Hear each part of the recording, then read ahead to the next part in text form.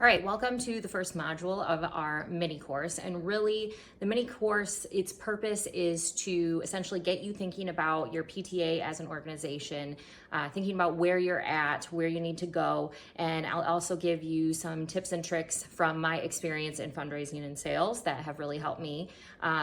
Within the last year, all of the events that we've hosted has brought in far more money, up to 10 to 15% more money than it has in previous years. And when it comes to income overall, we are increasing our fundraising income by about 50%. So these little tips and tricks, it doesn't take a lot of effort, but when you know them and you start paying attention to the right things and you start using the right verbiage, it can really make an impact. And it can also take a lot of work off of your plate because ultimately you are an organization and organizations are made up of systems. And if you don't have systems in place and you don't have something that's replicatable, then you're going to really struggle. So let's go ahead and start with the audit. The audit that was created, that's free for you to take. It's kind of a self-assessment. Each question is worth 5 points, and then you just go ahead and rate yourself between 1 and 5. And what you're gonna do is add up those points, and then ultimately the way that I would set up a goal with that is to take 15% from that total and try to increase by 15%. So the quiz itself is 160 points. Let's just say that we have 100 points. We'll keep really easy math. So 100 points, and the next year you would wanna say from this point on, so right now we're in October, so by next October, we would want to ensure that we have increased by about 15 points. Honestly, I would be shocked if you didn't do far more than that, but you have to start somewhere. And I would rather you shoot for an attainable goal and be excited about attaining that as opposed to going too high and then being disappointed that you didn't make it. So we're just gonna stick with a 15% increase, which is 15 points by next October.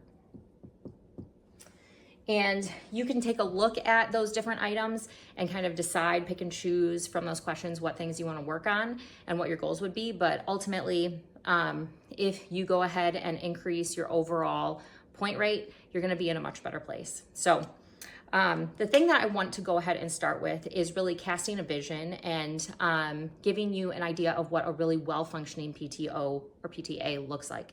So a really great functioning PTA will have a community of parents and caregivers who are highly involved, and that there's a culture and almost an expectation at the school that you are a part of the community. You're not just sending your kids to school, having them come home, and every now and then you talk to the teacher. It's something where there's an expectation of, oh, everybody else is involved, everybody else is volunteering for something, well, then I better do that as well.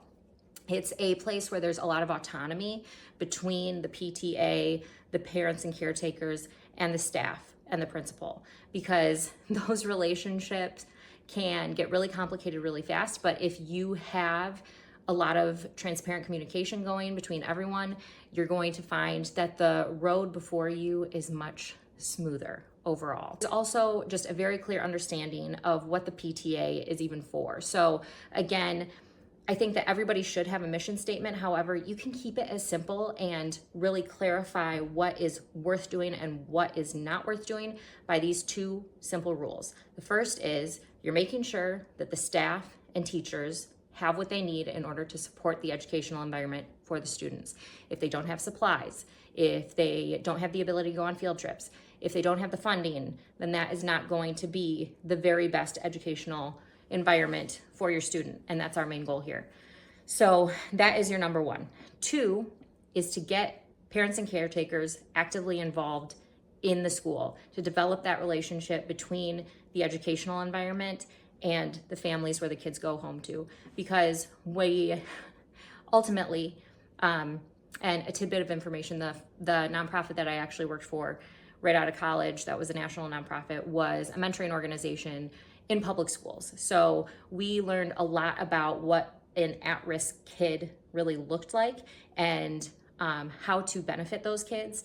And a huge component of that was what went on at home. However, I will also tell you that a massive part that is often overlooked because it's teachers and staff work so incredibly hard. But when you have happy teachers and you have teachers who are going to be kind to kids and encourage kids, you are going to have much more successful kids. So that is another reason that we really need to work on the relationship between caretakers and the school, and the ultimate goal of having equipped teachers and staff. So in my opinion, that is your mission statement.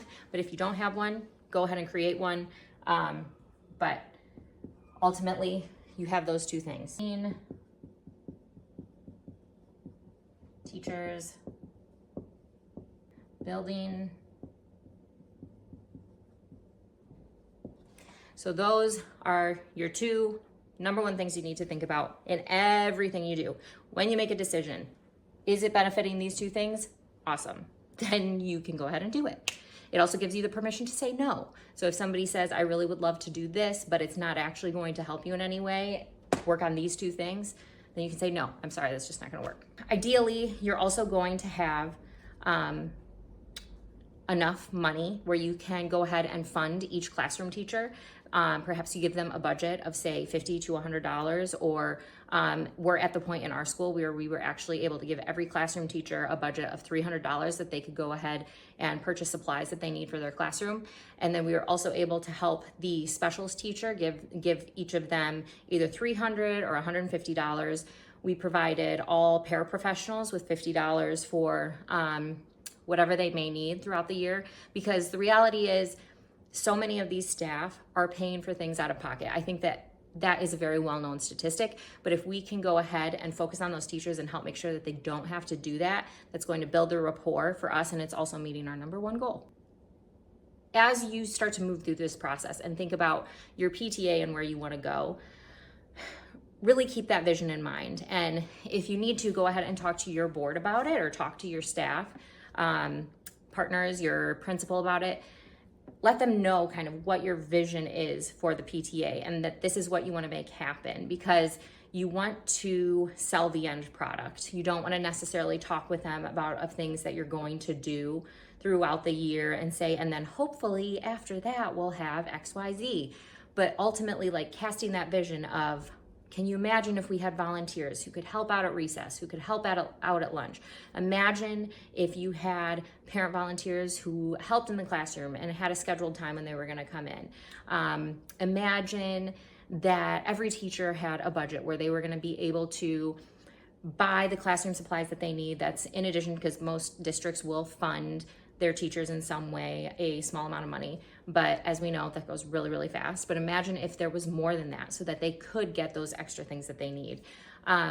Imagine that there's this culture of positivity and excitement around the school between families and staff and staff and administration, and everyone is thriving. We are really focused on this common goal, and we're here to accelerate the educational environment.